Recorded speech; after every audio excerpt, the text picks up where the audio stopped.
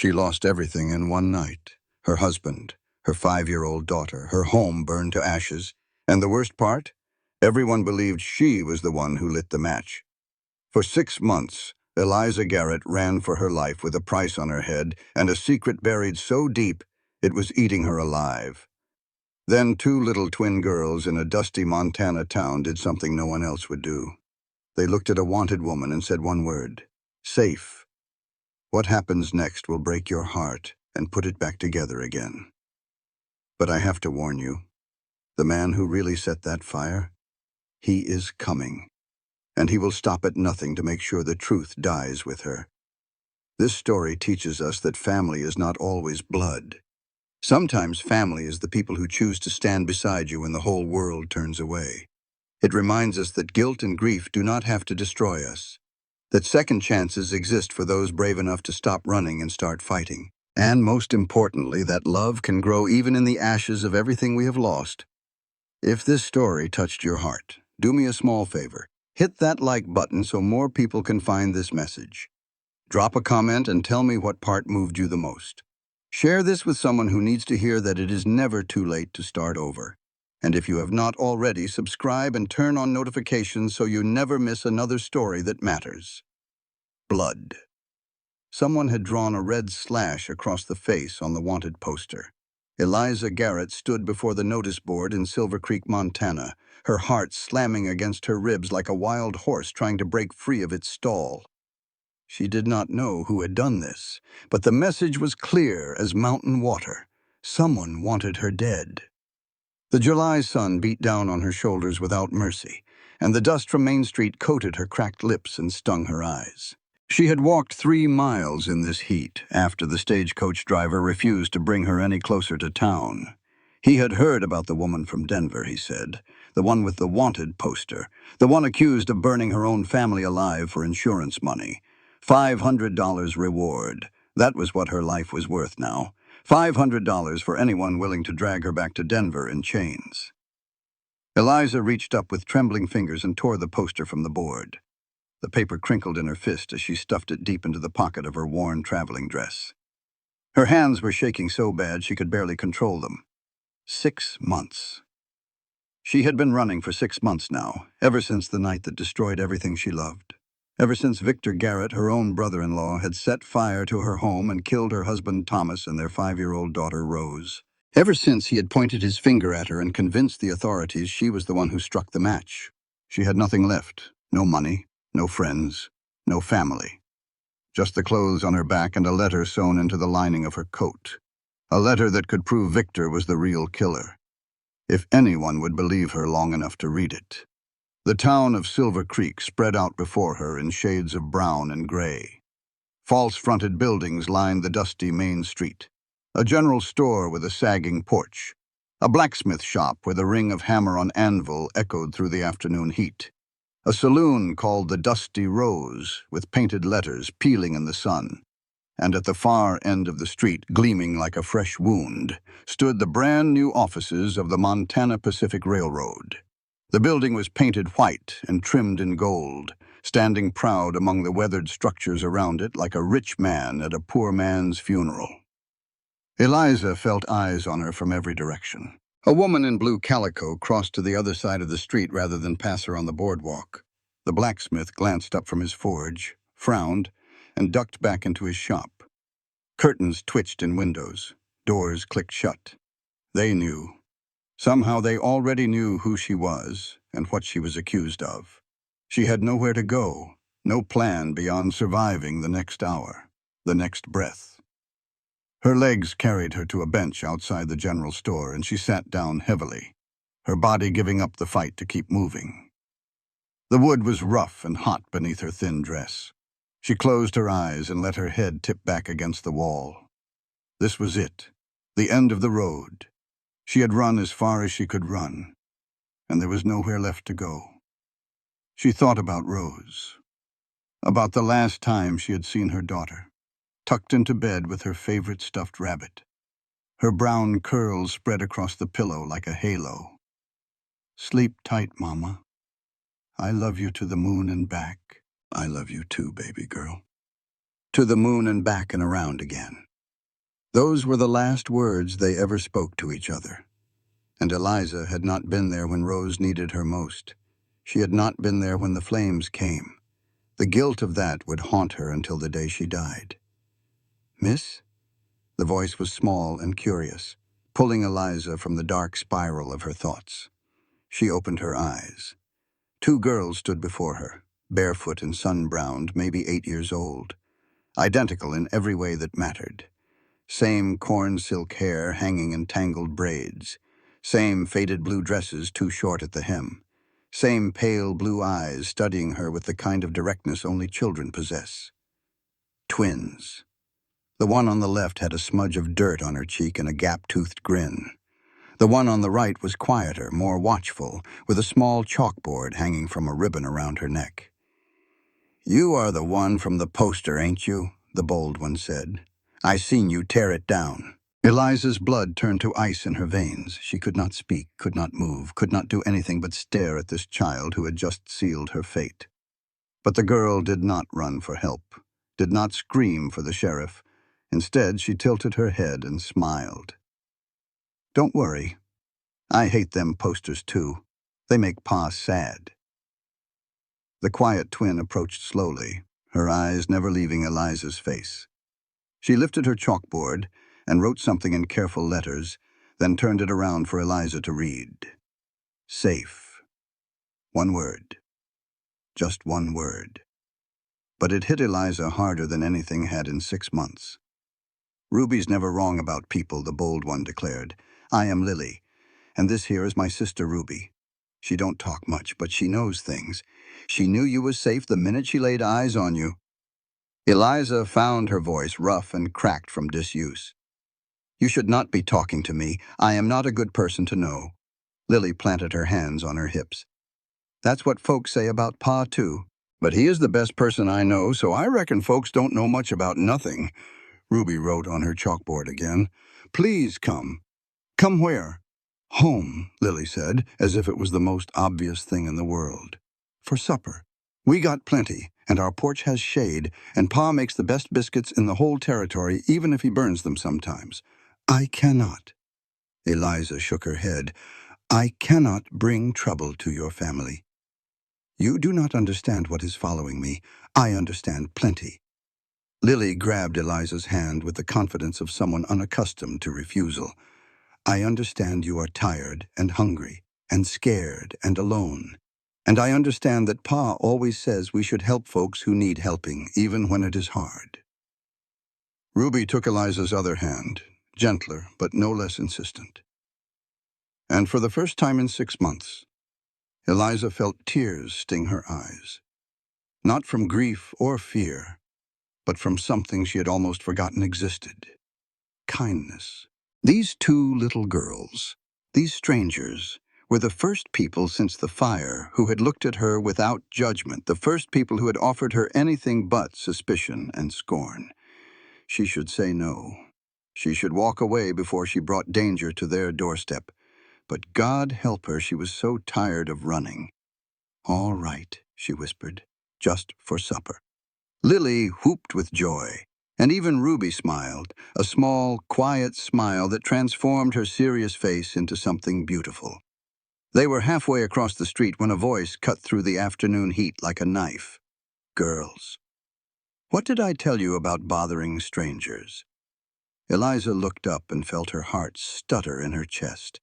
The man who stood before them was tall and broad-shouldered, with the kind of weathered face that spoke of years spent working under an unforgiving sun.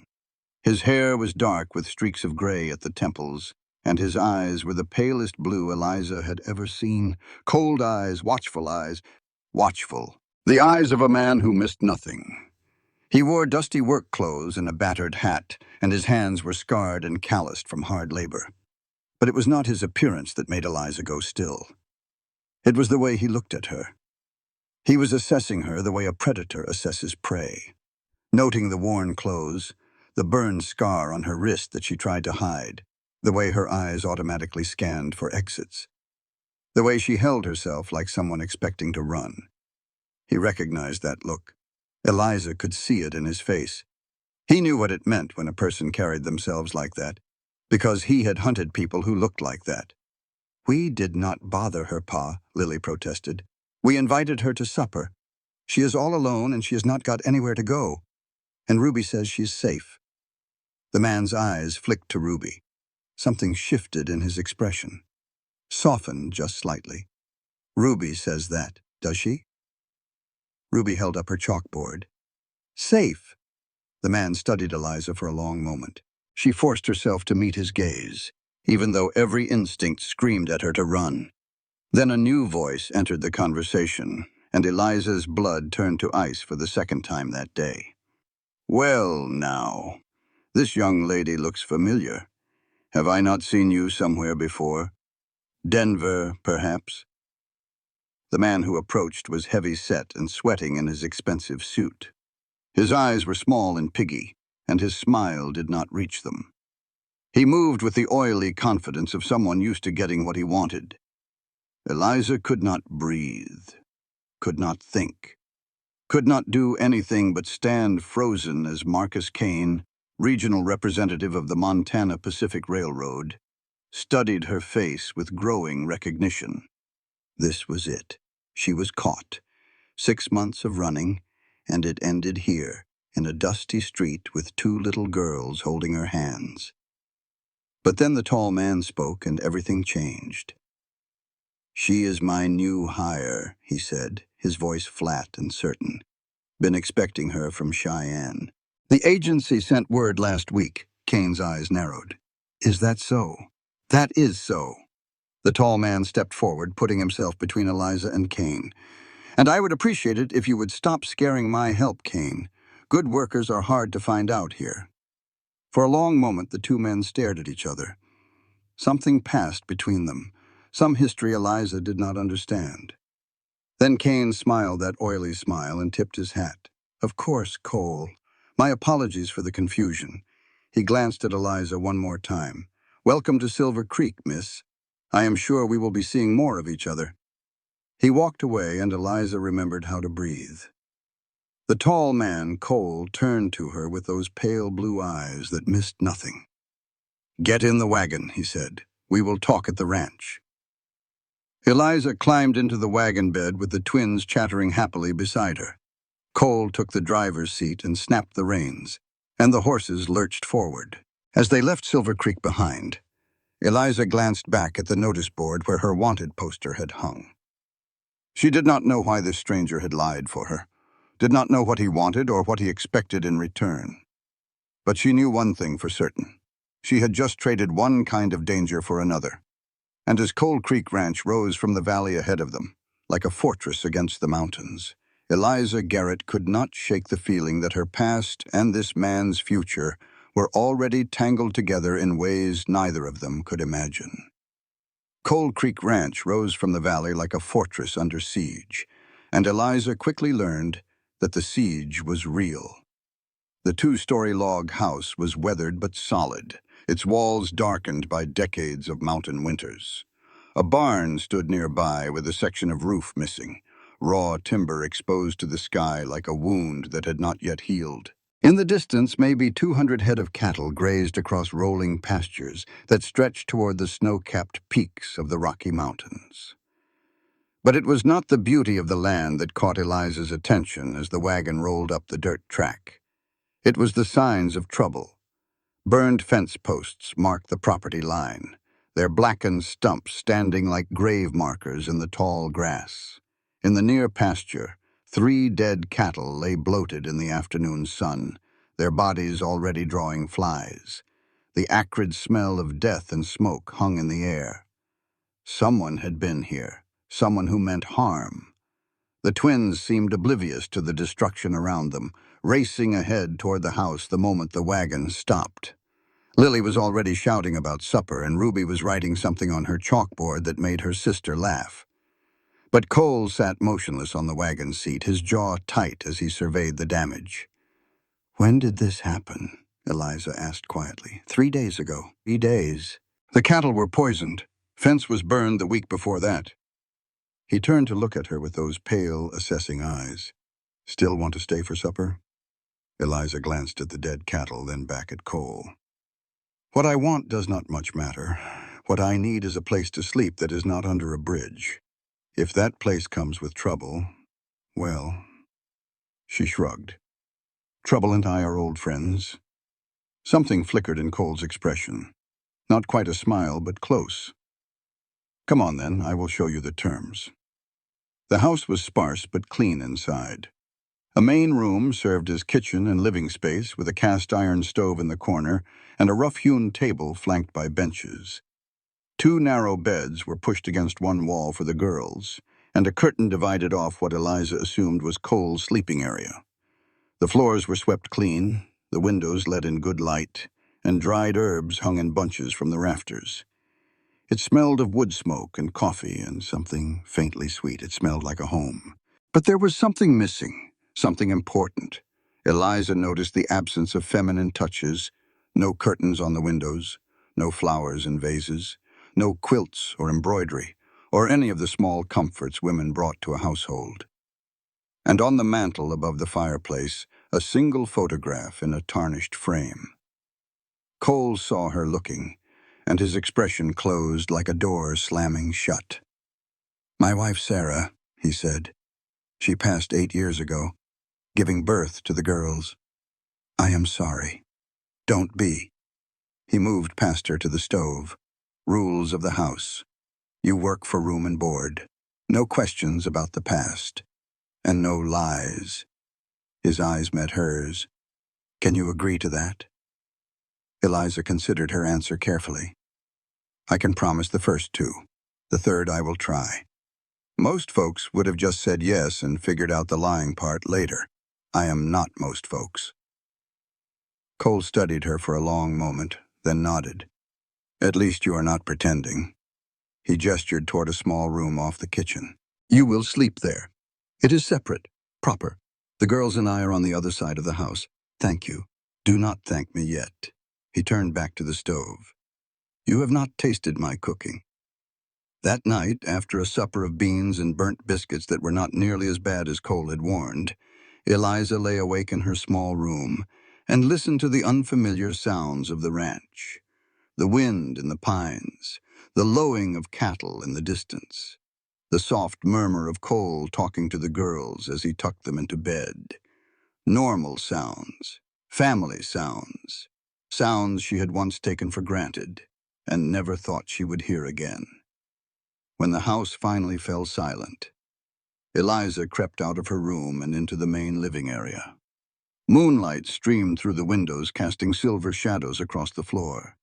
She moved quietly, drawn by something she could not name, until she found herself standing before the mantel and the photograph she had noticed earlier. She lifted the frame carefully and tilted it toward the moonlight. Sarah Cole had been beautiful. Dark hair piled atop her head, a gentle smile, eyes that sparkled even in the faded image. She sat in a chair with Cole standing behind her, his hand on her shoulder, looking younger and somehow softer than the hard man Eliza had met today. But it was the third person in the photograph that made Eliza's blood run cold. A young man stood beside them, handsome and smiling, his arm thrown casually around Cole's shoulders in the easy manner of old friends. A young man Eliza knew very, very well. Thomas, her dead husband. Younger in the photograph, barely more than a boy, but unmistakably him. The frame slipped from her numb fingers and clattered against the mantel. She caught it before it fell, her heart hammering so hard she could barely breathe. Thomas had known Ethan Cole. They had been friends, close friends from the look of it. What did that mean? Had someone sent her here deliberately? Was this a trap? Did Victor know about this connection? Eliza's mind raced through the possibilities, each one worse than the last. She had thought coming to Montana was random, a desperate choice made in the chaos of flight. But now she was not so sure. What if Victor had been steering her here all along? What if Cole was part of some elaborate scheme to capture her? She had to leave. Right now, tonight, before this trap closed around her completely. Eliza set the photograph back on the mantel and hurried to her room. She grabbed her meager bag and stuffed her few possessions inside with shaking hands. The letter was still sewn into her coat lining. She could feel the stiff paper through the fabric. That letter was the only proof she had that Victor was the real killer. She could not lose it. She crept to the back door, lifted the latch as quietly as she could, and eased it open. Ruby stood on the other side. The little girl was in her nightgown, her corn silk hair loose around her shoulders, her chalkboard clutched against her chest. Her pale eyes gleamed in the moonlight. Eliza froze. Ruby lifted her chalkboard. One word was written there in careful letters. "Don't go. I have to." Eliza's voice was barely a whisper. "You do not understand. This place, it might not be safe for me, for any of us." Ruby erased the board and wrote again. "Fire in dreams. You too?" Eliza could not move, could not breathe. How could this child know? How could she possibly know about the nightmares that woke Eliza screaming every night, the flames that consumed her sleep, the sound of Rose crying out for her in the dark? Ruby stepped forward and took Eliza's hand. Her small fingers were warm and surprisingly strong. She led Eliza back through the house, back to the small room off the kitchen, and pointed at the bed. Eliza sat down heavily, her legs suddenly unable to hold her weight. Ruby wrote on her chalkboard again, "Safe here. Stay." Then she leaned forward and kissed Eliza's cheek, a gesture so unexpected and tender that Eliza felt tears spill down her face. The little girl padded away, her bare feet silent on the wooden floor. Eliza sat alone in the darkness, the photograph of Thomas burning in her mind, her heart torn between the desperate need to run and something else, something that felt dangerously like hope. She did not know that Ethan Cole stood in the shadows across the room watching. He had heard her moving through the house, had followed her silently, the old instincts of his bounty hunting days kicking in without conscious thought. He had seen her find the photograph, seen her recognition of Thomas, seen her pack her bag and head for the door. And he had seen Ruby stop her. For the first time in 2 years, his silent daughter had reached out to someone outside their family, his Ruby, who had not spoken a word since the day she witnessed something terrible that she refused to explain. His Ruby, who communicated only through her chalkboard and her knowing eyes. She had reached out to this stranger, this woman with the wanted poster and the burn scars, and the look of someone running from something worse than the law. Whatever secrets Eliza Garrett carried, his daughters trusted her. For now, Cole thought as he melted back into the shadows, that is enough. But as he lay in his own bed, staring up at the ceiling, he could not stop thinking about the photograph. About Thomas Garrett, his childhood friend from Missouri, who he had not seen in over a decade. Thomas had married, had a family, had died, and now his widow was sleeping under Cole's roof, running from charges of murder and arson. Coincidence? Cole did not believe in coincidence. He had spent too many years hunting men to believe that anything happened without reason. Tomorrow he would find out the truth, and God help them both if that truth was as dark as he feared. 1 week passed at Cold Creek Ranch, and Eliza Garrett proved her worth with every rising sun.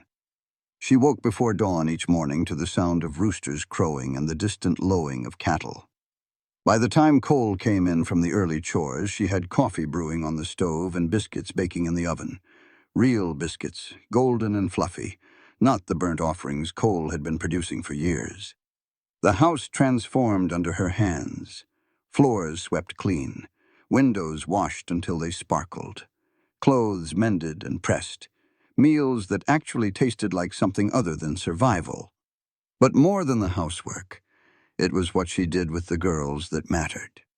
Lily, who had been running half wild since her mother died, now sat still long enough for Eliza to braid her hair each morning. She was learning to read, sounding out words from an old primer Eliza had found on a dusty shelf. She complained about it constantly, of course, but there was pride in her eyes when she got a word right. And Ruby. Ruby, who had not spoken a word in 2 years, was writing more than ever on her chalkboard. Full sentences now instead of single words. Questions about everything. Why do birds fly south? What makes the sky blue? Will you teach me to make pie? She still did not speak out loud. But something had shifted in her, some door cracking open that had been sealed shut for so long. Cole watched it all from the edges, his pale eyes taking in every detail. He watched Eliza teach Lily how to properly saddle a horse, patient and firm in equal measure.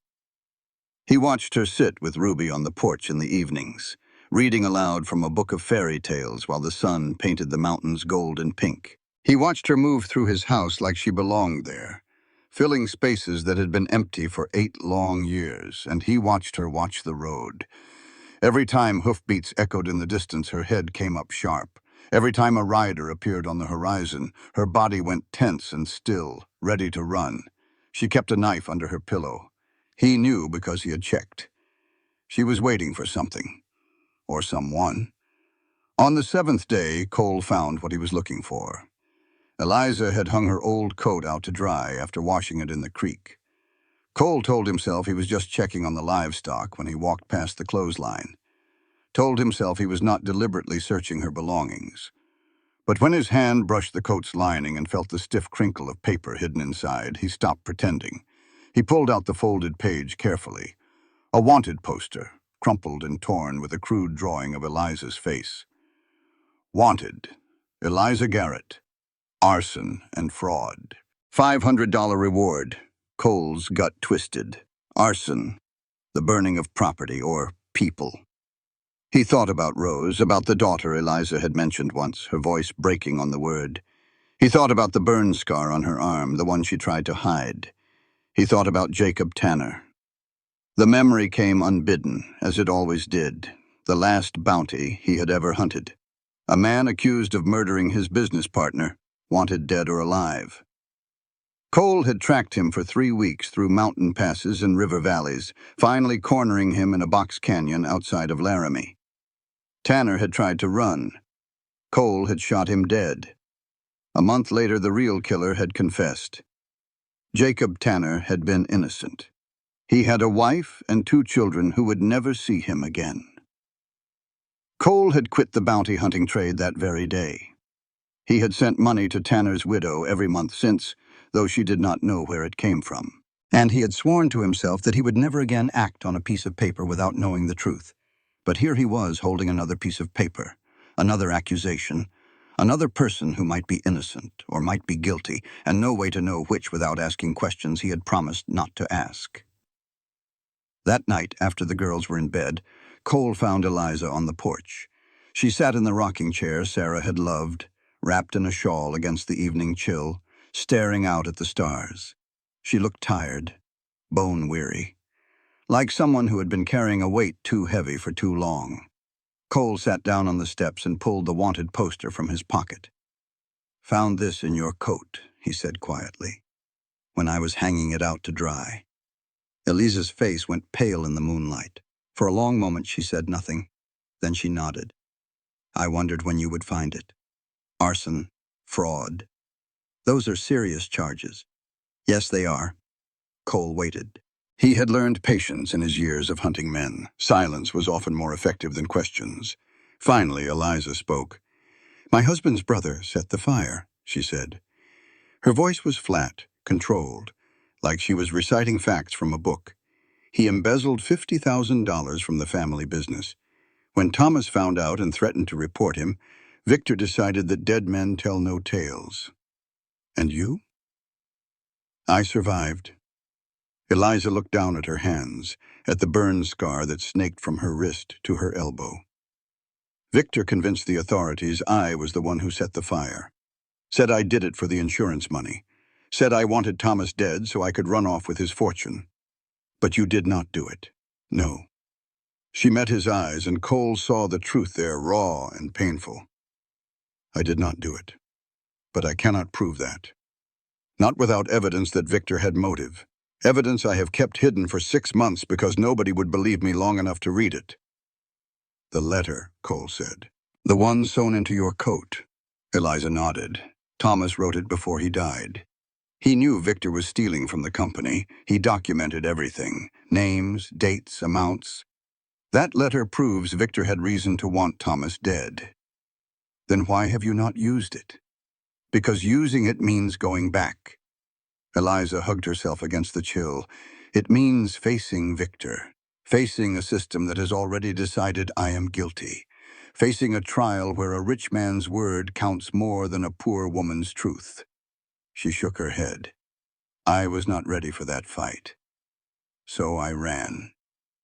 Cole turned the wanted poster over in his hands, thinking. Your husband, he said slowly.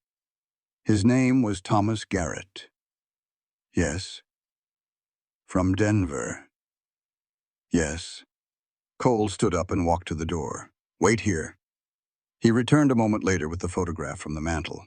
He handed it to Eliza and watched her face in the moonlight. The color drained from her cheeks. Oh, God, she whispered. Thomas. You knew Thomas. We grew up together in Missouri, Cole said. Best friends for 15 years.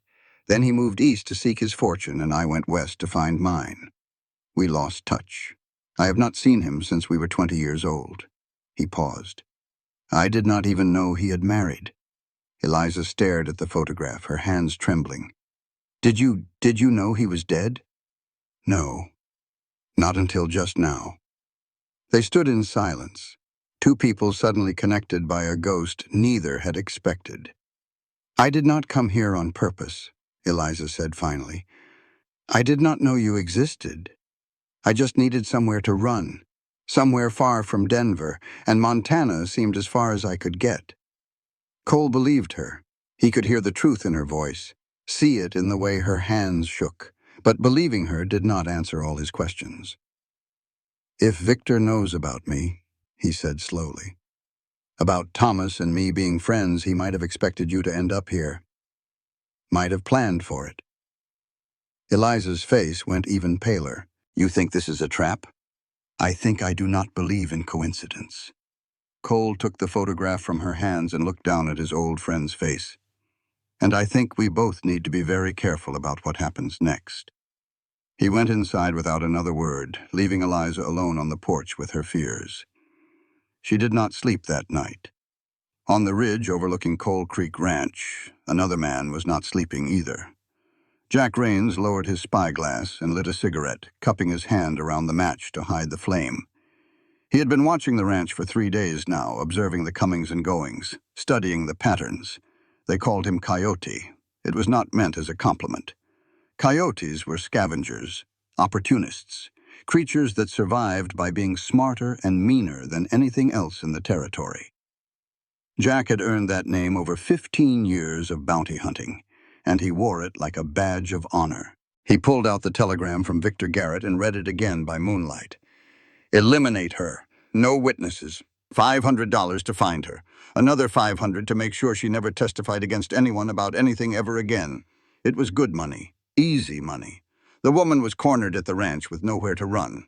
He could take her tonight if he wanted to.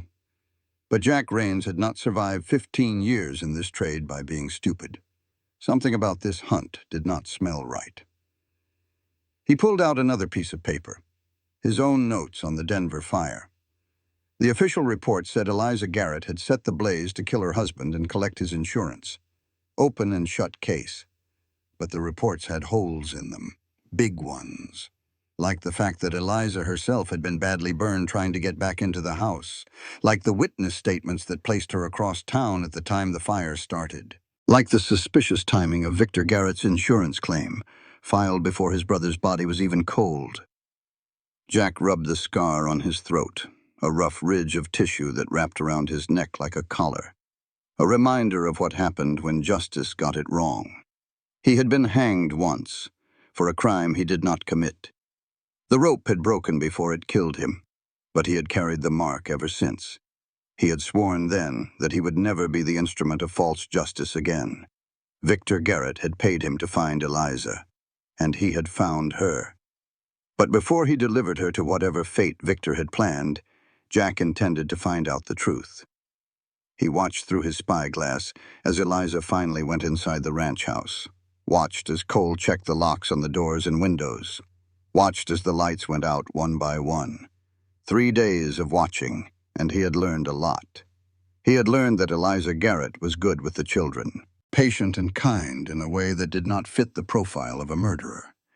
He had learned that Cole was protective of her in ways that went beyond employer and employee. And he had learned that Marcus Kane, the railroad man, had been sniffing around the ranch for weeks before Eliza even arrived. Too many coincidences, too many connections. Tomorrow, Jack decided he would start asking questions, quietly, carefully, in the saloons and the boarding houses where men talked when they had too much whiskey in them. And if the answers led where he thought they might lead, Victor Garrett was going to regret ever hiring Coyote Rains. The storm came without warning, as the worst disasters always do. Eliza had felt the tension building all day, a heaviness in the air that made her bones ache. The cattle were restless in the fields, bunching together and lowing anxiously. The horses paced in their stalls. Even the chickens refused to leave their coop. But it was the glint of light on the ridge that truly set her nerves on edge. She had seen it 3 times now over the past week. A flash of reflection in the afternoon sun, there and gone so quickly she might have imagined it. But Eliza knew she had not imagined it. Someone was watching the ranch through a spyglass. She said nothing to Cole. What was there to say? Someone is watching us, but I do not know who or why. She had brought enough trouble to this family already. Instead, she kept a knife under her pillow and slept with one eye open. The afternoon of the storm, Lily was in the north pasture checking on a newborn calf. Cole had asked her to report back on its condition, a responsibility that made the 8-year-old swell with pride. She had ridden out right after lunch on her little pinto pony, chalkboard tied to the saddle in case she needed to leave a note. "Wait," Eliza said as she watched Lily ride away. "That is Ruby with the chalkboard, not Lily." Cole glanced at her, answered. "Lily borrowed it. Said she might need to draw a picture of the calf so I could see how healthy it is." Something cold slithered through Eliza's gut. Ruby does not lend that chalkboard to anyone. Not ever. They looked at each other, the same fear dawning in both their eyes. "Ruby," Eliza called, her voice sharp with sudden urgency. "Ruby, come here, please." Ruby appeared on the porch, her small face pale and worried. She was gesturing frantically, pointing toward the north pasture, her mouth opening and closing without sound. "Where is your chalkboard?" Cole asked. Ruby pointed north again, more urgently this time. "Lily has it," Eliza said. "But why would Ruby let her sister take it unless something bad was going to happen," Cole finished.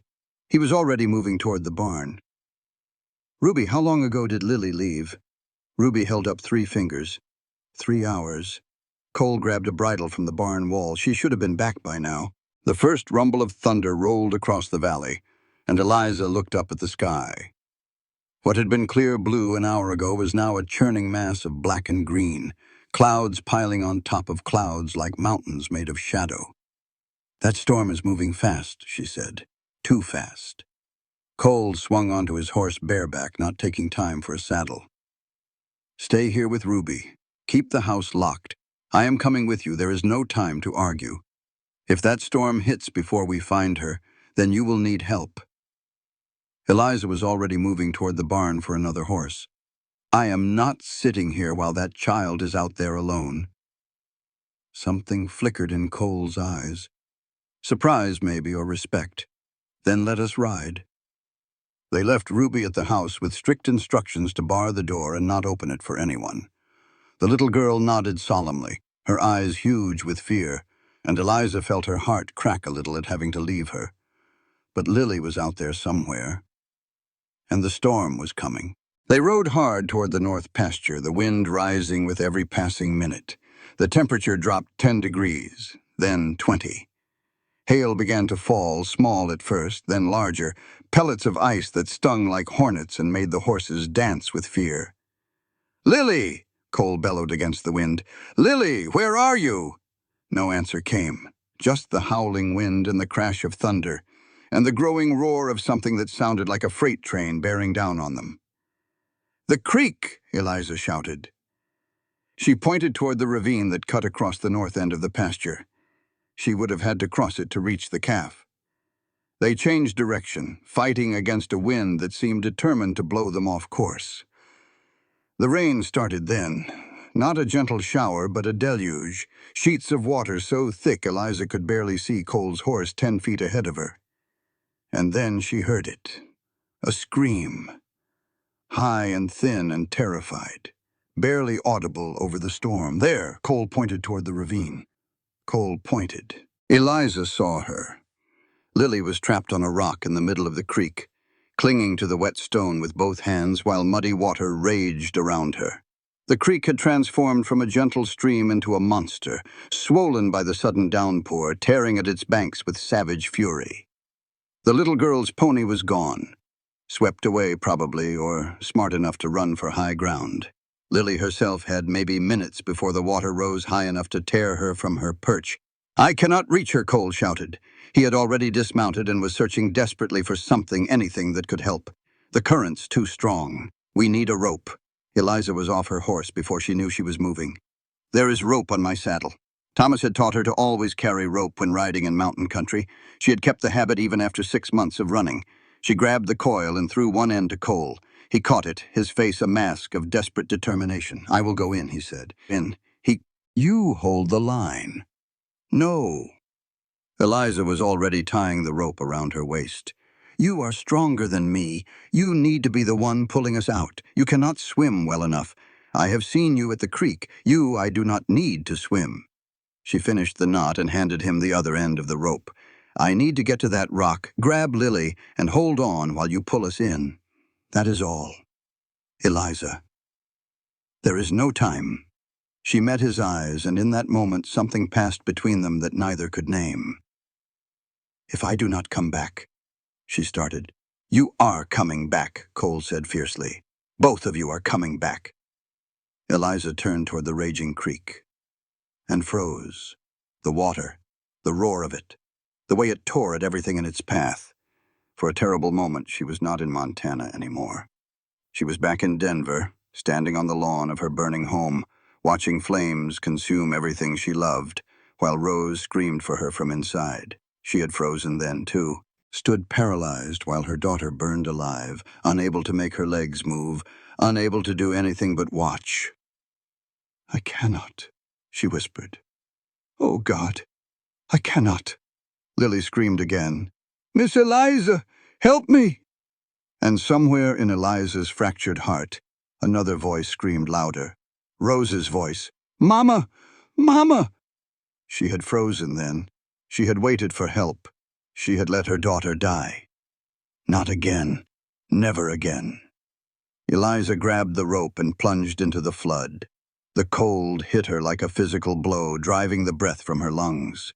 The current seized her immediately, spinning her, pulling her downstream toward the rocks that waited like teeth. She fought against it, kicking hard, using the rope as a guideline to keep her heading toward Lily. Water filled her mouth, her nose, her eyes. She could not see, could not breathe, could not do anything but keep fighting, keep kicking, keep moving toward that rock where a little girl waited. Her hands found stone, rough and slick and solid. She hauled herself up, coughing and gasping, and there was Lily, sobbing with terror, her small body shaking so hard Eliza could feel it through the rock itself. "I have you," Eliza choked out. "I have you, sweetheart. Hold on to me." She wrapped the rope around them both, pulling it tight, praying the knot would hold. Lily clung to her neck like a drowning cat, arms and legs wrapped around her with desperate strength. Eliza looked back toward the bank. Cole stood braced against a tree, the rope wrapped around his forearms, his face a mask of determined terror. "Now!" she screamed. He pulled. The current caught them the moment they left the rock, spinning them, tumbling them, trying to tear them apart. Eliza held on to Lily with every ounce of strength she possessed. The water closed over her head once, twice, a third time. Each time she fought back to the surface, gasping for air, kicking toward the shore. The rope went taut. Cole hauled on it hand over hand, muscles straining, boots digging into the muddy bank. Inch by inch, foot by foot, he dragged them through the raging water towards safety. Eliza's knees hit mud. She crawled forward on hands and knees, still holding Lily, until they were clear of the water and collapsed together on the bank. For a long moment, nobody moved. They lay there in the rain, all three of them, gasping and sobbing and shaking with relief. Then Cole pulled them both into his arms and held on like he would never let go. "You saved her," he said against Eliza's hair. "You saved my daughter." Eliza could not speak. She was crying too hard, crying for Lily, safe and whole in her arms, crying for Rose, who would never be held again, crying for herself, for the woman who had finally found the courage to move when it mattered. That night, after the storm passed and they made it back to the ranch, after Lily was dried and warmed and fussed over by Ruby until she begged them to stop, after the fire was built up high and hot chocolate was made and everyone was bundled in blankets, Eliza sat alone in her small room and finally let herself fall apart. She had saved Lily. She had not frozen. She had acted. But the relief came wrapped in razors because all she could think was, why could I not do this for Rose? Outside her door, she did not know that Cole stood in the darkness listening to her cry. He raised his hand to knock, lowered it again. He wanted to go to her, wanted to hold her the way he had held her on the riverbank, to tell her that whatever she was carrying, she did not have to carry it alone. But he was not sure he had the right, not sure he was ready for what that would mean. So he stood there in the darkness, fighting a battle of his own. The terrifying realization that he was starting to feel things he had sworn he would never feel again. Jack Raines had one rule in his trade: never ask why the prey runs. He was about to break it. The saloon in Silver Creek was the kind of place where a man could buy information along with his whiskey if he knew how to ask. Jack had been doing this long enough to know exactly how to ask. He sat in the corner with his back to the wall, nursing a glass of rot gut and listening to the conversations around him. Cowboys complaining about the weather, miners complaining about the railroad, everyone complaining about Marcus Kane. That last part interested Jack considerably. He caught the bartender's eye and motioned him over. "Another whiskey. And some information, if you have got it." The bartender was a weathered man with suspicious eyes and a scar across his chin. "Information costs extra." Jack laid a silver dollar on the bar. The man made it disappear like a magic trick. "What do you want to know?" "Marcus Kane? The railroad man. What is his story?"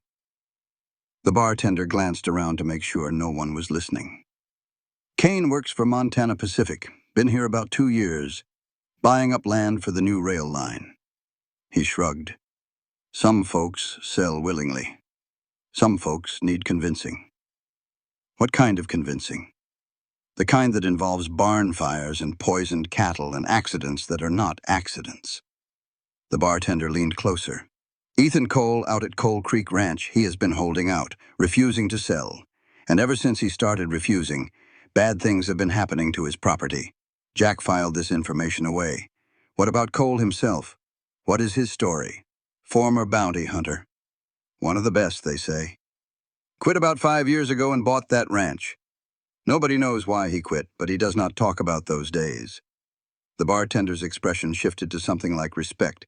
"He is a good man, keeps to himself, raises those girls on his own. Does not deserve what Kane has been doing to him." Jack nodded and pushed another silver dollar across the bar. "One more question. Has Kane had any visitors lately? Anyone from out of town?" The bartender's eyes flickered. "Matter of fact, yes. A fancy-dressed fellow came in on the train a few days back. Expensive suit, city manners. He and Kane have been thick as thieves ever since. They meet at the railroad office every afternoon. Did you catch the fancy fellow's name?" The bartender shook his head. "But I heard Kane call him Victor once. Mean-looking fellow for all his fine clothes, eyes like a snake. Victor." Jack kept his expression neutral, but inside his mind was racing. Victor Garrett was here, in Silver Creek. That changed everything. He had told Victor he would find Eliza and handle her, had taken the money and ridden west, tracking her across 3 territories, but he had never expected Victor to follow. Why would a man pay someone else to do his dirty work and then show up to watch? Unless he did not trust Jack to get the job done. Or unless he wanted to finish the job himself. Jack left the saloon and walked through the evening streets, thinking hard. He had spent 2 weeks investigating the Denver fire before taking this job, had talked to witnesses and read newspaper accounts and studied the official reports, and nothing added up. The fire had started in the middle of the night when everyone should have been asleep. But according to one witness, a servant who had been visiting family across town, lights had been seen in the house an hour before the flames broke out. Someone had been awake and moving around. The official report said Eliza Garrett had set the fire for insurance money. But Eliza had been badly burned trying to get back into the house. What kind of arsonist tries to run into their own fire? And then there was the insurance claim. Victor Garrett had filed it the very next day before the ashes were even cold, before the bodies were identified, almost as if he had known exactly what was going to happen and had prepared the paperwork in advance. Jack touched the scar on his throat. He knew what it felt like to be condemned for something you did not do. Knew the helpless rage of watching the noose descend while people who should have known better turned away. He would not be the instrument of that kind of injustice again. Tomorrow, he decided, he would ride out to Coal Creek Ranch. Not to take Eliza Garrett, but to talk to her, to hear her side of the story. And if her story matched what he was beginning to suspect, Victor Garrett was going to find out what happened when you tried to use coyote reins as a weapon against the innocent. At Coal Creek Ranch, things had changed since the flood. Eliza felt it in the way Cole looked at her now. Not with suspicion or wariness, but with something warmer. Something that made her heart race when their eyes met across the dinner table. She felt it in the way he found reasons to be near her, helping with the dishes when he had never helped before, sitting on the porch in the evenings while she read to the girls, close enough that their shoulders almost touched, lingering in conversations that should have been brief. And she felt it in herself. In the way she caught herself watching him when she should have been working. In the way her breath quickened when he spoke her name. In the way she lay awake at night, thinking about the strength of his arms when he had pulled her from the flood. She was falling for him. Falling hard and fast, despite every reason not to. It terrified her. One evening, a week after the flood, they sat together on the porch while the girls slept inside. The sky was clear and cold, thick with stars, and the mountains stood silver and silent against the horizon. Cole reached over and took her hand. Eliza went very still. His fingers were rough and calloused warm against her cold skin. She should pull away, should keep her distance, should protect herself from the hurt that would inevitably come. Instead, she laced her fingers through his and held on. They sat like that for a long time, not speaking, watching the stars. Finally, Cole turned toward her. In the moonlight, his face was all shadows and angles. "The fire," he said quietly, "the one that left this scar." He touched the burn mark on her arm, tracing it gently with his fingertip. "How did it happen?" Eliza's throat tightened. "I told you. My husband's brother set it. I tried to get back inside to save Rose, but the flames were too hot. A neighbor pulled me out. Rose was your daughter." It was not a question, but Eliza answered anyway. "Yes. She was 5 years old. She had brown hair like her father, and green eyes like me, and a laugh that could fill up a whole room." Eliza's voice cracked. "She was everything. She was my whole world." Cole was quiet for a moment. Then he said, "Sarah died giving birth to the girls. I was not there. I was 3 days' ride away, tracking a man for a bounty that turned out to be worth less than the dust on my boots. By the time I got back, she was already buried." "I am sorry," Eliza whispered. "I blamed myself for years. Thought if I had been there, maybe the doctor would have tried harder. Maybe she would have fought harder. Maybe she would have had a reason to live." His voice was rough with old pain. "It took me a long time to realize that some things happen no matter what we do. no matter how much we love someone or how hard we try to protect them. Eliza felt tears streaming down her face. I was not there either, she said. The night of the fire. I was not home when it started. Where were you? The question hung in the air between them. Eliza knew she should tell him the truth. All of it. The loneliness of her marriage, the coldness of Thomas in those final months, the neighbor, Dr. Samuel Brennan, who had shown her kindness when her own husband would not. She had gone to Brennan's house that night, just to talk, nothing more. But she had left Rose alone, and Rose had died. That was the secret she had been carrying. The guilt that ate at her like acid. The truth she could not bring herself to speak. I was getting medicine, she said instead. Rose had a fever. I thought she was sleeping safely in her bed. The lie tasted like ash in her mouth. Cole squeezed her hand. You could not have known, he said gently. You could not have saved her. Eliza wanted to believe that. God, how she wanted to believe it. But deep down, she knew the truth. If she had been home, she might have smelled the smoke, might have woken in time, might have carried Rose to safety before the flames consumed everything. If she had not been selfish, if she had not been weak, if she had not left her daughter alone. She let Cole hold her hand and said nothing. And the lie sat between them like a stone, waiting to be uncovered. The next morning, Lily found her doll hanging from the fence by a noose. The scream brought everyone running. Cole reached the fence first, with Eliza and Ruby close behind. They stared at the obscene display, the child's toy dangling by its neck, its button eyes staring sightlessly at the sky. There was a note attached to the doll's dress. Cole ripped it free and read it, his face going white with fury. What does it say? Eliza asked. He handed it to her without a word.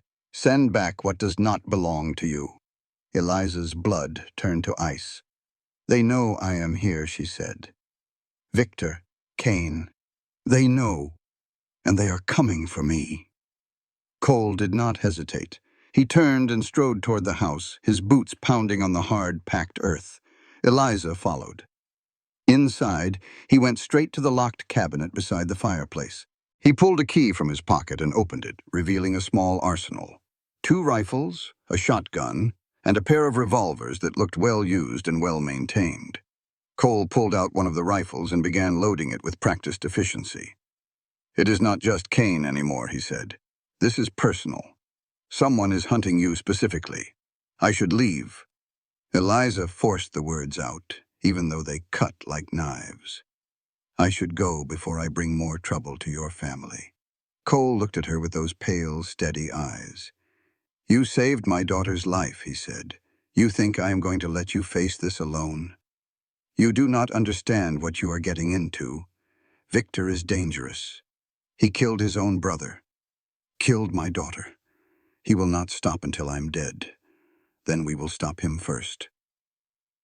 Cole handed her one of the revolvers. Can you shoot? Eliza took the gun. It was heavier than she expected, cold and deadly in her palm. Thomas taught me. Before we were married. He said every woman in the West should know how to defend herself. Good. Cole finished loading the rifle and looked at her.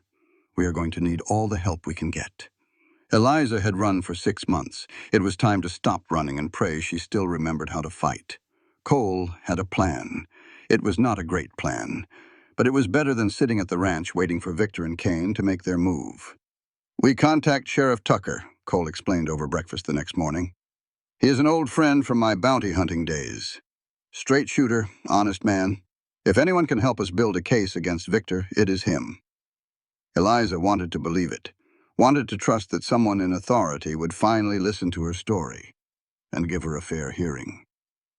But she had learned the hard way that authority did not always mean justice. Still, Cole seemed certain, and right now Cole was the only person in the world she trusted. They rode into Silver Creek together that afternoon, leaving the girls with strict instructions to bar the doors and windows and not open them for anyone. Ruby had pressed her chalkboard into Eliza's hands before they left. A single word written there. Careful. "I will be," Eliza promised. "We will be back before dark." Sheriff Daniel Tucker was exactly what Cole had described, a lean, tired-looking man with an honest face and a badge that was always slightly crooked. He listened to their story without interrupting, his expression growing grimmer with every word. "This is serious," he said when they finished. "Arson, murder, conspiracy with the railroad. If what you say is true, Victor Garrett belongs in prison for the rest of his natural life." "It is true," Eliza said. "I have evidence. A letter my husband wrote before he died documenting Victor's crimes." Tucker nodded slowly. "Then we need to get that letter into the right hands. I have contacts in Denver who can start an official investigation, people who cannot be bought or intimidated." "You believe her?" Cole asked. "Just like that?" Tucker looked at Eliza with tired, knowing eyes. "I have seen a lot of guilty people in my time," he said, "and I have seen innocent people condemned for things they did not do. Mrs. Garrett does not look guilty to me. She looks scared." Eliza felt something loosen in her chest. For the first time in 6 months, someone was actually listening. Someone believed her. "What do we need to do?" she asked. Tucker pulled out a piece of paper and began writing. "First, I am going to send some telegrams to the marshal in Denver, to the territorial governor, to anyone who might have jurisdiction over a crime that crossed state lines. Then I am going to need to see that letter. Can you bring it to me?" "Tomorrow," Cole said. "We will bring it tomorrow." They rode back to the ranch as the sun began to set, painting the mountains gold and crimson. Eliza felt lighter than she had in months, hopeful even. Maybe this nightmare was finally going to end. That night, she could not sleep. She lay in her small room staring at the ceiling, her mind racing through everything that had happened and everything that still might come. The hope she had felt earlier was warring with a deeper, older fear. Something felt wrong. Tucker had agreed too easily, had believed her too quickly. After 6 months of suspicion and hostility, why would one sheriff take her at her word based on nothing but her story? Or maybe she was just being paranoid. Maybe this was what it felt like when things finally went right. She threw off her blankets and pulled on a robe. Maybe a cup of warm milk would settle her nerves. She padded through the dark house toward the kitchen, moving quietly to avoid waking anyone. The fire had burned down to embers, casting a faint red glow across the room. Through the kitchen window, she could see the barn. A light was moving inside, a lantern swinging back and forth as someone walked between the stalls. Cole was out there, checking on the horses probably, the way he did when he could not sleep. Eliza went to find him. The barn smelled of hay and horse and leather, familiar scents that had become comforting over the past weeks. She found Cole in the back stall, brushing down his big bay gelding with slow, rhythmic strokes. "Could not sleep either?" she asked softly. He looked up. His hair was mussed and his shirt was untucked, and he looked more human than she had ever seen him. "Never can, after days like today," he said. "Too much thinking." Eliza moved closer. The lantern light cast dancing shadows across the walls, and somewhere outside an owl called into the darkness. "What are you thinking about?" Cole set down the brush and turned to face her. In the dim light, his eyes were almost silver. "You," he said simply. Eliza's heart stuttered in her chest. "Me? You?" Cole took a step toward her. "This woman who walked into my life out of nowhere, who taught my daughters to read and braid hair and laugh again, who jumped into a flooded creek to save my child without a second thought." He took another step. "Who makes me feel things I swore I would never feel again. Ethan." He kissed her. It was not a gentle kiss. It was hungry and desperate, full of everything they had been holding back for weeks. Eliza grabbed the front of his shirt and pulled him closer, and his arms came around her like he was drowning, and she was the only solid thing in the world. "I do not know what tomorrow brings," he said against her lips, "but I know I do not want to face it without you." "Then do not," she whispered. For one perfect moment there were no secrets between them. No lies, no fear. Just two broken people finding something whole in each other. But moments end. and secrets have a way of surfacing at the worst possible time. The next morning, Cole rode out early to check the herd. Eliza stayed behind with the girls, reviewing the plan for the day. They would wait for Cole to return, then ride together to deliver the letter to Sheriff Tucker. By nightfall, the wheels of justice would finally be in motion. She was making breakfast when she heard hoofbeats approaching. Her heart leaped. Cole, back already. Maybe he had news. But when she looked out the window, it was not Cole riding up the path. It was a telegraph messenger. Eliza opened the door, her stomach knotting with sudden unease. The messenger tipped his hat. "Message for Mr. Cole," he said. "From Denver. Marked urgent. I will take it." Eliza held out her hand. "I am his wife." The lie came easily, naturally, like it was not really a lie at all. The messenger handed her the telegram and rode away. Eliza stood in the doorway, the paper trembling in her hands. She should wait for Cole. She should not open his mail, but it was from Denver.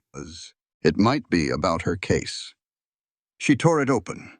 The words swam before her eyes, and the world dropped out from under her feet. Investigation into Denver fire proceeding. Witness statements reviewed. Multiple reports. Place Eliza Garrett at residence of Dr. Samuel Brennan on night of fire. Request further information. They knew. Someone had always known. The secret she had been keeping, the truth she had hidden from everyone, including Cole, was written here in black and white for anyone to see. She had not been getting medicine the night Rose died. She had been at another man's house, talking to him, being comforted by him, while her daughter burned alive. If Cole saw this telegram. The door opened behind her and Eliza spun around. Cole stood there, his face flushed from the ride, his eyes immediately finding the paper in her hands. "What is that?" Eliza could not answer, could not think, could not do anything but hold out the telegram with shaking hands. Cole took it, read it, took. His face went very still. "You told me you were getting medicine." "I was going to." Eliza's voice came out broken and raw. "I stopped at Dr. Brennan's house first. Just to talk. I was lonely, Ethan. Thomas was never home, and I was so desperately lonely. You left your daughter alone to visit another man." The words hit like a physical blow. "Nothing happened. We only talked." "I swear to you, nothing. That is not the point." Cole's voice was ice. "The point is you lied to me. After everything we have been through, after last night, you lied. I was ashamed." Eliza's tears spilled over, streaming down her face. "The guilt of not being there when Rose needed me, it is eating me alive. I could not bear for you to look at me the way I look at myself." Cole stared at her for a long moment. She watched something die in his eyes, something that had only just been born. "I need time," he said, "to think. Ethan, please." He walked out the door, and this time he did not look back. That afternoon, miles away on a dusty mountain trail, Cole found the truth he had not been looking for. He had ridden out with no destination in mind, just the need to move, to breathe, to escape the turmoil in his chest. He did not understand his own reaction. Eliza had talked to another man. Talked, nothing more. But she had lied about it, for months. Even as he fell in love with her, she had been hiding this secret, protecting herself instead of trusting him with the truth. He was so lost in thought that he almost missed them. Two figures on the ridge above the creek crossing. One was Sheriff Tucker, unmistakable in his dusty black hat. The other was Marcus Kane, the railroad man who had been terrorizing Cole's ranch for months. They were exchanging papers and money. Cole pulled his horse into the trees and watched, his heart turning to stone. Tucker, his oldest friend, the man he had trusted with Eliza's life, a traitor. When the two men parted ways, Cole followed Tucker. He waited until they were far from any witnesses, then rode out to block the trail. Tucker pulled up short, his face going pale. "Ethan." "I can explain." "Can you?" Cole kept his voice level, but his hand rested on his gun. "Can you explain why my oldest friend is taking money from the man trying to destroy me?" Tucker dismounted slowly, his hands visible and empty. it is not what you think. Then tell me what it is. And Tucker told him. Kane has my boy, Tucker said, his voice breaking. Billy. He sent him east for schooling 2 years ago. At least that is what I thought. He pulled a crumpled letter from his pocket. This came a month later. A photograph of Billy with Kane's men. A threat that if I did not cooperate, I would never see my son again. Cole stared at the letter, at the photograph of a scared 12-year-old boy surrounded by hard-faced strangers. Why did you not come to me? Because I was ashamed. Tucker was crying now, tears cutting tracks through the dust on his cheeks. Because I was supposed to be the law, and instead, I became their puppet. Because I have been feeding them information for 2 years, and every time I tried to stop, they sent another photograph, another threat. Ethan, they have my boy. Cole thought about Lily, about Ruby, about what he would do if someone took them from him. What have you told them about Eliza? Tucker wiped his face. Everything. That she is staying at your ranch, that she has evidence against Victor Garrett, that you are protecting her. He met Cole's eyes. They know everything, Ethan. And Victor Garrett arrived in Silver Creek 3 days ago. He is planning something big. When? I do not know. But soon. Cole made a decision. He would deal with his anger later. Right now, there were more important things at stake. Here is what we are going to do, he said. You are going to keep feeding them information. But from now on, you're going to feed them what I tell you to feed them. He leaned forward. We are going to save your boy, and we are going to stop Victor Garrett. But you have to trust me. Can you do that? Tucker nodded desperately. Anything. I will do anything. Good. Cole turned his horse toward the ranch. Then let us get to work. Victor Garrett stepped off the train in Silver Creek, Montana, and breathed in the clean mountain air. It smelled like victory. He had waited 6 months for this moment. 6 months of hunting, 6 months of planning, 6 months of watching his sister-in-law slip through his fingers time and time again. But the hunt was finally over. Eliza was cornered at Coal Creek Ranch with nowhere left to run. The sheriff was in his pocket. The railroad had provided men and resources. Everything was in place. All that remained was the killing. Victor smiled as he walked toward the Montana Pacific offices, his expensive boots clicking on the wooden boardwalk. He had always known it would end this way. Eliza was too stubborn to simply disappear, too righteous to accept her fate quietly. She had to be silenced permanently. Just like Thomas, just like Rose. The memory of the fire still brought him pleasure. The way the flames had climbed the walls of his brother's house, consuming everything. The sound of his brother's coughing as the smoke filled his lungs. The child screaming for her mother from the upstairs window. That last part had been unexpected. Victor had assumed Rose would die in her sleep, peacefully unaware. Instead, she had woken and cried out for help that never came. He had stood outside and listened until the screaming stopped. Some men might have felt guilt. Victor felt only satisfaction. Thomas had threatened to expose his embezzlement, had threatened to ruin everything Victor had worked for. He had left Victor no choice. And now Eliza, the only loose end remaining, was about to be tied up permanently. Marcus Kane was waiting in his office when Victor arrived. The railroad man was sweating as usual, dabbing at his forehead with a silk handkerchief. Everything is arranged, Kane said. My men will hit the ranch in 3 days. Make it look like a robbery gone wrong. 3 days? Victor frowned. Why wait? The sheriff suggested it. Said Cole is suspicious right now. Better to let things settle down before we move. Victor considered this. Tucker was useful, but he did not entirely trust the man. Desperate men made mistakes. I want to see the woman first, he said, before we move against her. I want to look her in the eyes and let her know who won. Kane shook his head. That is too risky. If she sees you, she will know her time is up. Victor smiled coldly. That is the point. I want her last days to be filled with fear. I want her to lie awake at night knowing that death is coming, and there is nothing she can do to stop it. Kane looked uncomfortable but nodded. I will arrange it. At Coal Creek Ranch, 2 days of cold silence stretched between Eliza and Ethan. She slept in her small room. He slept in the barn. They passed each other without speaking, without touching, without acknowledging the chasm that had opened between them. The girls noticed, of course. Lily peppered them both with questions that neither would answer. Ruby watched with worried eyes and wrote on her chalkboard, "Fix it." But some things could not be fixed with words. Some things required time, and time was the one thing they did not have.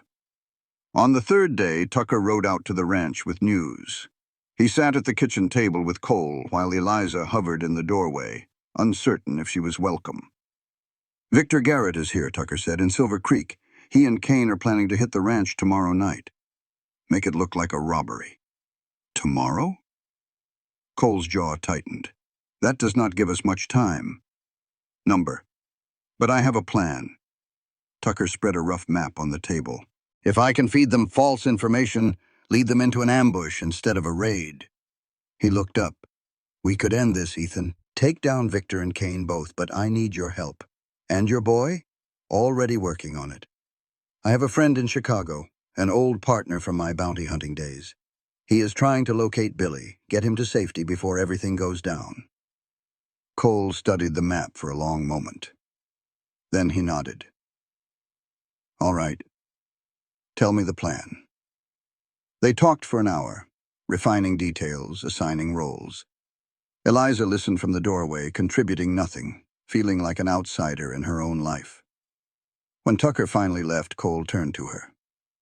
They stared at each other across the kitchen, the silence heavy between them. "Ethan?"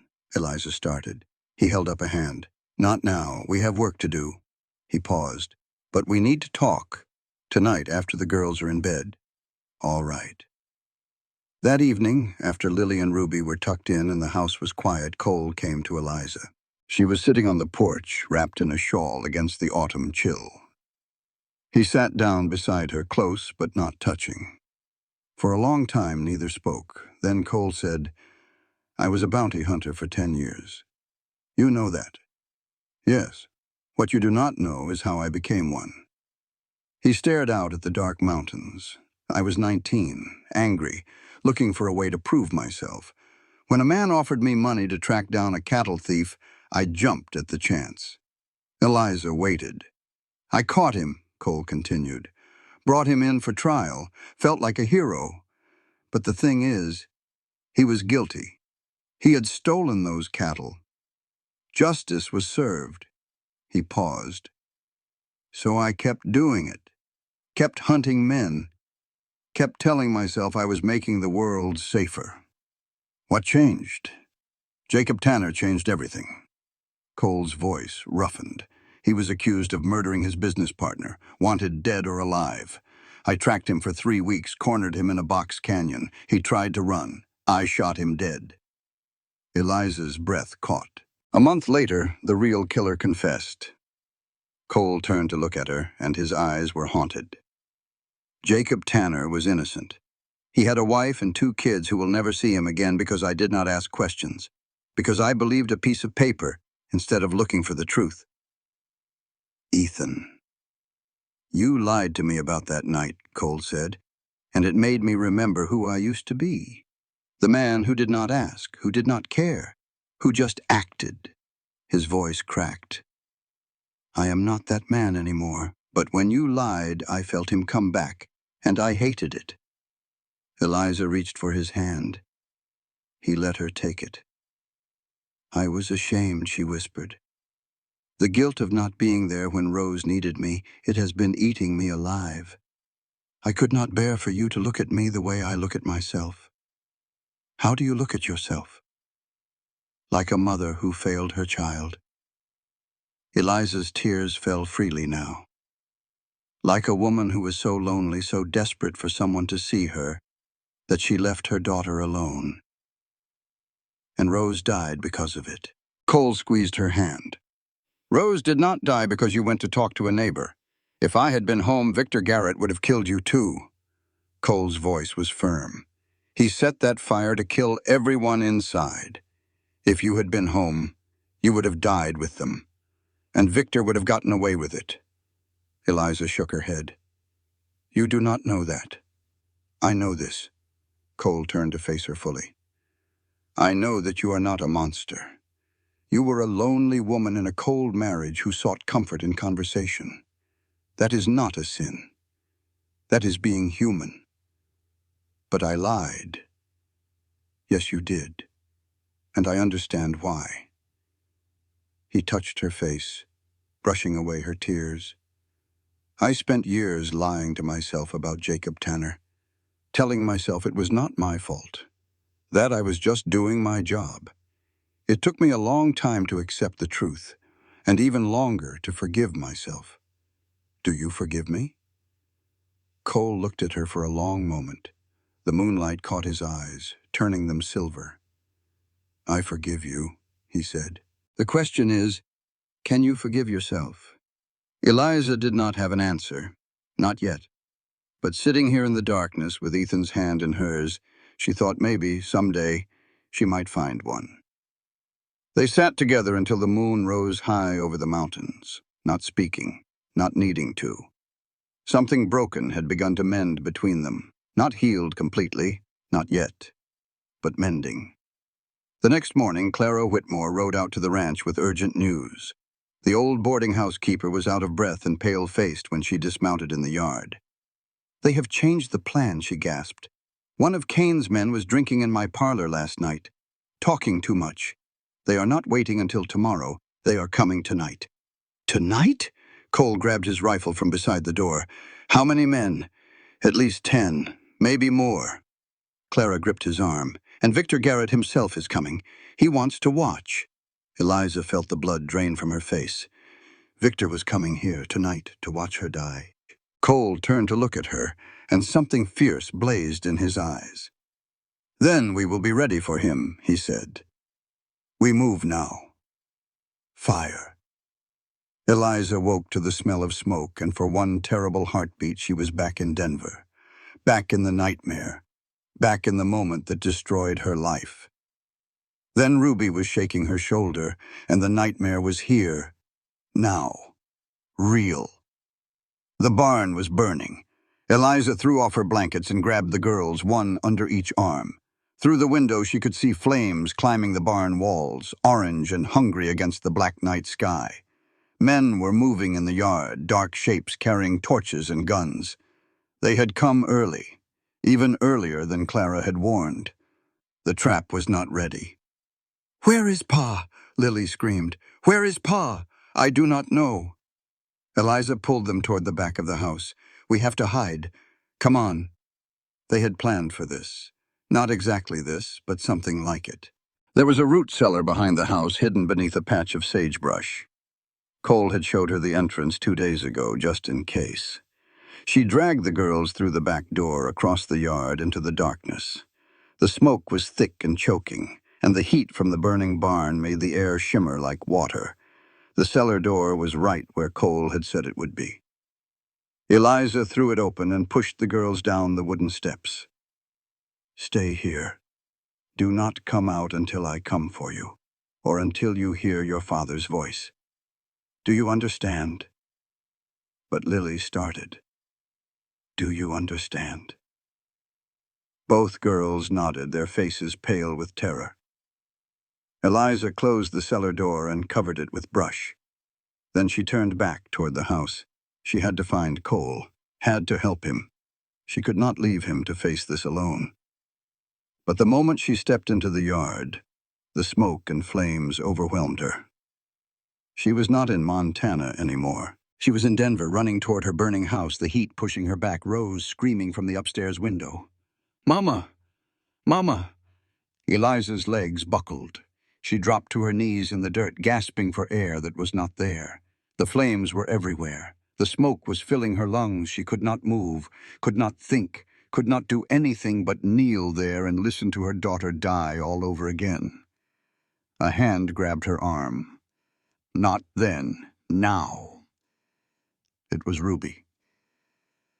The little girl had climbed out of the cellar and was standing beside her, her chalkboard pressed against Eliza's face. "Not then. Now. Stay here." Something in Eliza's mind clicked into place. The past receded. The present came rushing back. She was not in Denver. She was in Montana. Rose was gone, but Lily and Ruby were here, alive, counting on her. She could not freeze this time. She could not let another child down. "Thank you," she gasped, clutching Ruby's hand. "Now get back in the cellar and stay there." She pushed Ruby toward the hidden door, made sure she got inside, then turned to face the chaos. Across the yard, through the smoke and flames, she saw Ethan fighting. He had gotten the horses out of the burning barn, but 3 of Cain's men had cut him off. He was holding his own, trading punches and dodging blows, but he was outnumbered and outmatched. As Eliza watched, one of the men hit him from behind with a rifle butt. Ethan went down hard. "No!" Eliza screamed. But there was nothing she could do. The men were already dragging Ethan away toward a wagon waiting at the edge of the property, toward Marcus Cain and Victor Garrett and whatever nightmare they had planned. Eliza started to run after them, but a gunshot cracked through the night. Dirt exploded at her feet. "Stay back!" one of the men shouted. "This ain't your fight, lady." Yes, it is, Eliza thought. Yes, it is. But she could not help Ethan if she was dead, and she could not leave the girls unprotected. She retreated to the cellar, her heart shattering with every step. When the gunfire finally stopped and the last of Cain's men rode away, Eliza emerged from the cellar with the girls and surveyed the damage. The barn was gone, just a skeleton of charred timbers and smoldering ash. The house was intact, miraculously, but the yard was trampled and torn, and Ethan was gone. "Where is Pa?" Lily whispered. "Where did they take him?" Eliza did not have an answer. She only knew one thing. She had to find him, and she had to stop Victor Garrett once and for all. She loaded the girls into the remaining wagon and drove through the darkness toward Silver Creek. Clara's boarding house was the only safe place she could think of, the only person she trusted to protect the girls while she did what needed to be done. But when she arrived at Clara's door, she found someone else waiting. A lean, dangerous man with a scar across his throat and eyes that missed nothing. Coyote Rains. Eliza reached for the gun at her hip, but Coyote held up his hands. "I am not here to hurt you," he said. "I am here to help. You are a bounty hunter. Victor paid you to find me." "Victor paid me to find you," Coyote agreed. "But I do my own research before I deliver anyone these days." He pulled a folder from his saddlebag and spread it on Clara's kitchen table. "Victor Garrett is not hunting you because you witnessed his motive for the fire," Coyote said. "He is hunting you because there is another witness, and he thinks you might know where she is." "Another witness?" Eliza stared at him. "What are you talking about?" "A servant named Maria Santos. She worked for your family. Everyone thought she died in the fire, but she did not. She escaped and ran, just like you did." Eliza remembered Maria, a quiet woman who had helped with the cooking and cleaning. She had assumed Maria was dead, burned with the others. "She's alive?" "She is in San Francisco. I found her 2 weeks ago." Coyote met Eliza's eyes. She saw Victor enter your house with a kerosene can. She saw him light the match, and she is willing to testify. Eliza's legs gave out. She sat down hard on Clara's kitchen chair. All this time, all this running, and there had been another witness. Someone who had seen the truth. "Victor does not know I found her," Coyote continued. "He thinks I am still hunting you, which means we have an advantage." Eliza looked at the bounty hunter, at the scar on his throat, at the hard lines of his face. "Why are you doing this? You could have collected the reward, could have handed me over and been done with it." Coyote was quiet for a moment. Then he said, "I had a sister once. She died in a fire someone set deliberately." Eliza understood. Some wounds never healed. Some debts could never be repaid. But sometimes justice for a stranger could stand in for justice you would never get for yourself. "Where is Ethan?" she asked. "Where did they take him?" "An abandoned mine shaft outside of town," Coyote said. "Victor wants to question him before he kills him. Find out what you told him, what you know." Eliza stood up. Her legs were steady now. Her hands were not shaking. "Then let us go get him," she said. and end this tonight." Ruby appeared in the doorway. Her small face was set with determination. She opened her mouth, and for the first time in 2 years she spoke. "I saw them," Ruby said. Everyone in the room went still. "2 years ago," Ruby continued, her voice rusty from disuse, "Kane's men. They burned Mr. Henderson's barn. I was in the fields, and I saw them. I was scared to tell because I thought they would burn our house too if I said anything." Tears streamed down her face. "But I am not scared anymore. I want to help. I want to save Pa." Eliza knelt down and pulled Ruby into her arms. "You just did, sweetheart," she whispered. "You just did. There is something more dangerous than a desperate man. It is a woman with nothing left to lose, fighting for the people she loves." The abandoned mine shaft was 2 miles outside of Silver Creek, hidden in a narrow canyon that had been played out 30 years before. Eliza rode toward it in the darkness, Coyote Reins at her side, Sheriff Tucker and a handful of honest men behind them. Tucker had come to them after the attack on the ranch, desperate to make amends. His son Billy had been located by his friend in Chicago and was being moved to safety even now. Tucker had nothing left to lose and everything to prove. He had rallied the townsmen who had grown sick of Kane's intimidation, men who had lost cattle and barns and livelihoods to the railroad's ruthless tactics, men who were ready to fight back. It was not much of an army, but it would have to do. Eliza had insisted on being part of the rescue. No one had tried to stop her. The entrance to the mine was guarded by 2 of Kane's men, bored and sleepy in the pre-dawn darkness. Coyote dealt with them silently, appearing out of the shadows like his namesake. Eliza followed him into the mine, her heart pounding so loud she was sure everyone could hear it. The shaft was narrow and dark, smelling of old timber and stagnant air. Lantern light flickered somewhere ahead, and voices echoed off the stone walls. One of those voices belonged to Victor Garrett. "You know," the little girl screamed for almost 5 minutes before the smoke finally stopped her. Eliza froze. Her blood turned to ice.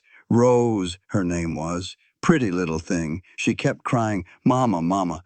But Mama was busy, was she not? Mama was off visiting another man while her daughter burned alive.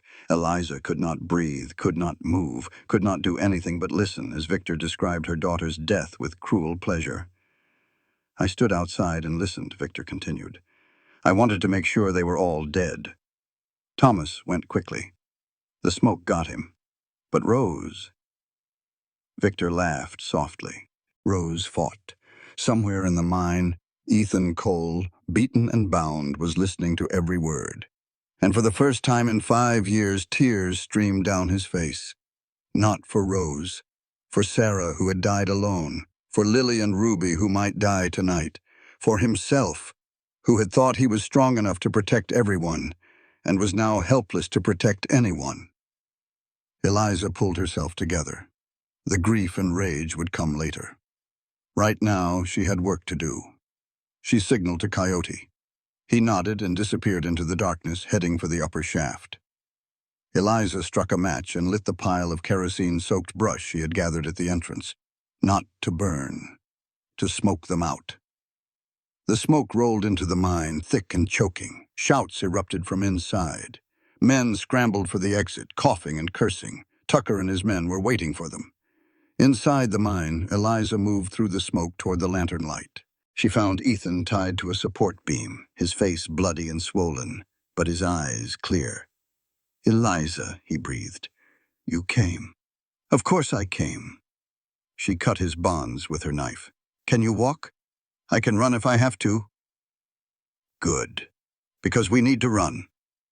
They headed for the exit, but a figure blocked their path. Victor Garrett stood in the tunnel, a pistol in his hand, his expensive suit covered in dust and soot.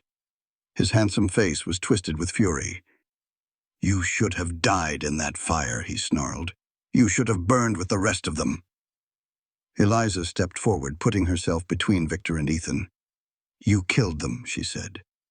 "Thomas, Rose, you burned them alive for money." Thomas was weak. Victor's lip curled. He was going to ruin everything. And Rose? Rose was just collateral. And me? Was I supposed to be collateral too? You were supposed to hang. Victor's voice rose to a scream. You were supposed to be convicted and executed while I inherited everything. But you ran. You survived. You should have died. I almost did, Eliza said softly. But I did not. And now you are going to answer for what you did. A shot rang out from above. Victor jerked and stumbled, clutching his shoulder. Coyote stepped out of the shadows, his pistol smoking. Non-lethal, he said. He will live to hang. Tucker and his men appeared behind them, guns drawn. Victor Garrett, Tucker said, his voice steady for the first time in years. You are under arrest for murder, arson, and conspiracy. You will be held for trial and transferred to the Wyoming Territorial Prison when convicted. Victor fell to his knees, blood seeping between his fingers. As they bound his hands and dragged him toward the exit, he turned to Eliza one last time. This is not over, he hissed. Eliza looked at him, really looked, and she felt something shift inside her. The fear that had driven her for 6 months, the guilt that had eaten her alive, the endless running. It was finished. Yes, she said. It is, she said. Outside the mine, dawn was breaking over the Montana mountains. Pink and gold light spilled across the peaks, painting the world in colors of hope and new beginnings. Ethan found Eliza standing alone at the canyon entrance, watching the sunrise. You came for me, he said, wrapping his arms around her. You would have done the same. Eliza. He turned her to face him. I am sorry for judging you, for walking away. I lied to you. You had a right to be angry. I had a right to listen first. He pulled her close, wincing at his bruised ribs. I do not care about Dr. Brennan. I do not care about that night. I care about who you are now. And who you are is the woman who walked into fire to save me. The kiss was gentle this time, a promise, not a desperation. Around them the sun rose over the Montana mountains, and for the first time the future looked like something worth living for. 3 weeks later, when the first autumn frost silvered the grass and the aspens blazed gold against the mountains, Ethan Cole asked Eliza Garrett to be his wife. The days between had been filled with healing. Victor Garrett was being held in the Silver Creek jail, awaiting transfer to Denver for trial. Marcus Kane was in the Montana Territorial Prison, his crimes against the ranchers finally catching up with him. Sheriff Tucker had resigned his badge and was rebuilding his life one honest day at a time, his son Billy safely home. And at Coal Creek Ranch, a family was putting itself back together. The barn had been rebuilt with help from the neighbors who had once shunned Eliza.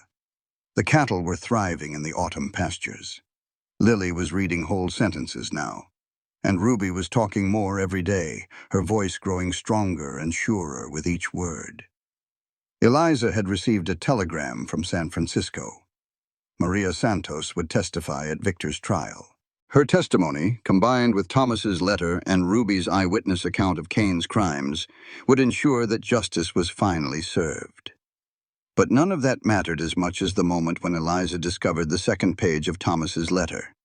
She had kept the letter hidden in her coat for 6 months, reading and rereading his documentation of Victor's crimes. But she had never noticed the second page, stuck to the first, hidden until now. My dearest Eliza, Thomas had written, if you are reading this, then my fears have come true, and Victor has acted.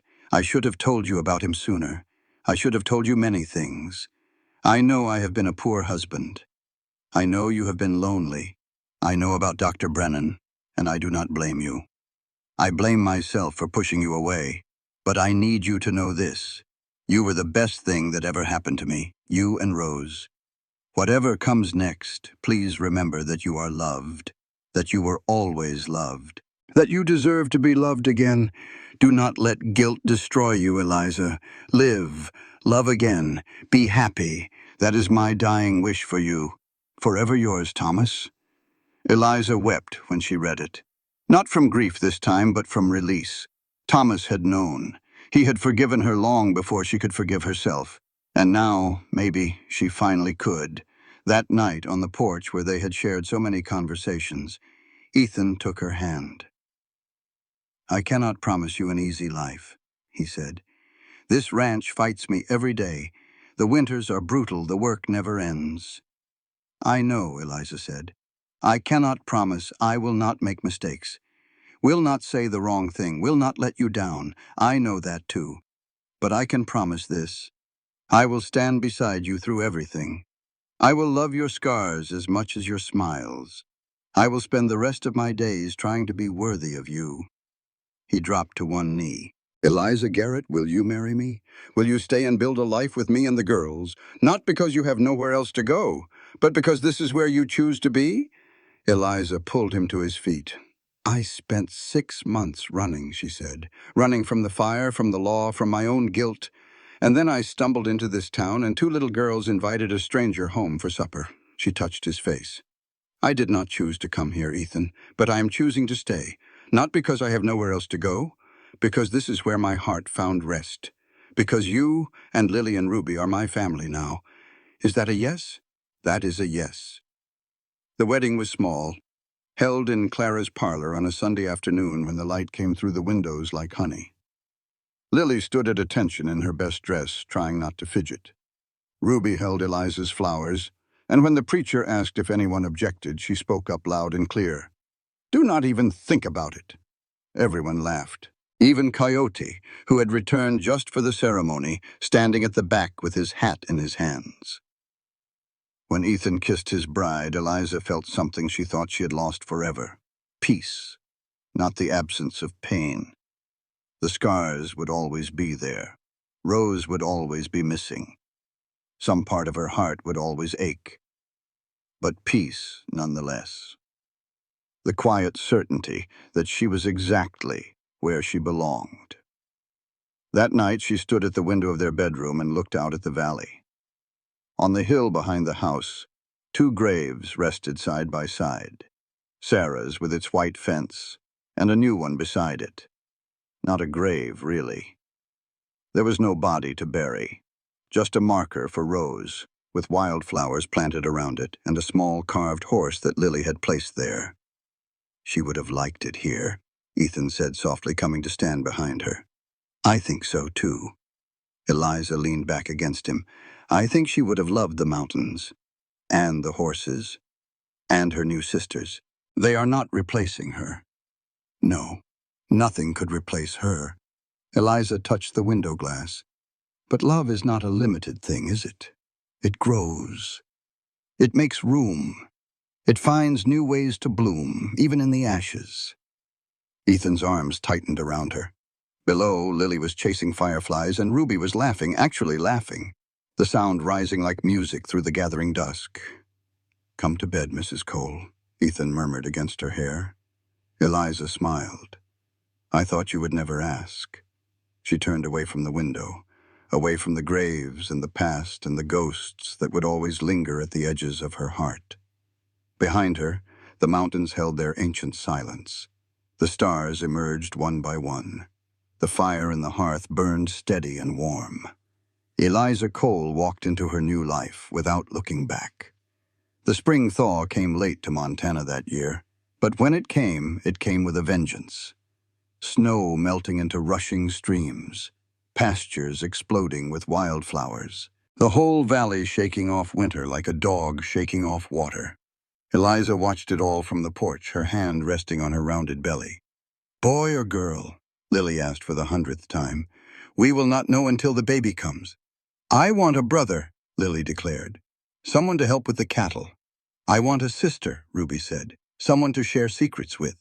"Maybe you will get one of each," Ethan said, coming up the steps with an armload of firewood.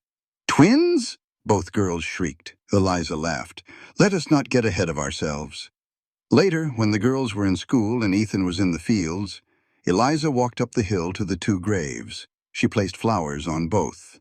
Sarah's favorite columbines, and the roses she had planted for her daughter. "I am going to be a mother again," she said softly. "I am terrified. I am overjoyed. I am both at once." She touched Rose's marker. I will never stop loving you, never stop missing you. But I have learned something this year, sweetheart. I have learned that grief and joy can exist together, that honoring the dead does not mean refusing to live. She wiped her eyes. Your new brother or sister will know about you. They will know they had a big sister who loved butterflies and singing and asking why about everything. They will know you were brave and beautiful and loved beyond measure. A hand touched her shoulder. Ethan, having followed her up the hill. Talking to them? Always. He pulled her close. I talked to Sarah too. Tell her about the girls, about you. I like to think she approves. I like to think Rose does too. They stood together in the spring sunshine, looking down at the ranch that had become their kingdom, the house that had once been a fortress of grief, now ringing with laughter. The barn rebuilt stronger than before, the herd thriving, the land itself seeming to breathe easier. Below, a wagon approached on the road, Sheriff Tucker coming for his weekly visit, bringing news, trading stories, rebuilding the friendship that had nearly been destroyed. His son Billy sat beside him, healthy and whole, already talking about becoming a deputy someday. In town, Clara's boarding house was full of travelers heading west, each carrying their own stories, their own secrets, their own hopes for new beginnings. And somewhere out there, Coyote Rains rode the endless trails, hunting the guilty, protecting the innocent, carrying the legend of the woman who walked through fire and came out the other side. Ready to go back? Ethan asked. Eliza took one last look at the graves, at the mountains beyond, at the vast Montana sky that had become her home. Yes, she said, I am ready. They walked down the hill together, hand in hand, toward the house where their daughters waited, where their future grew, where love had taken root in the ashes of everything they had lost, and the spring wind carried the scent of wildflowers. Somewhere a meadowlark sang. The world kept turning toward summer. Two little girls had offered a homeless widow a home. Their cowboy father had changed everything. And in the end, what changed most of all was the simple truth that family is not just blood. It is choice. It is courage. It is the decision to love again when loving seems impossible. Eliza had walked through fire once and survived. She had learned that home is not a place. It is the people who choose to stand beside you, no matter what storms may come. And she had finally, after all this time, come home. This content was carefully researched, developed, and manually edited by our team to deliver meaningful stories with valuable life lessons. Every narrative is crafted to entertain, inspire, and empower our audience. We believe that great stories can change lives, and we are committed to bringing you content that matters. Thank you for being part of our community.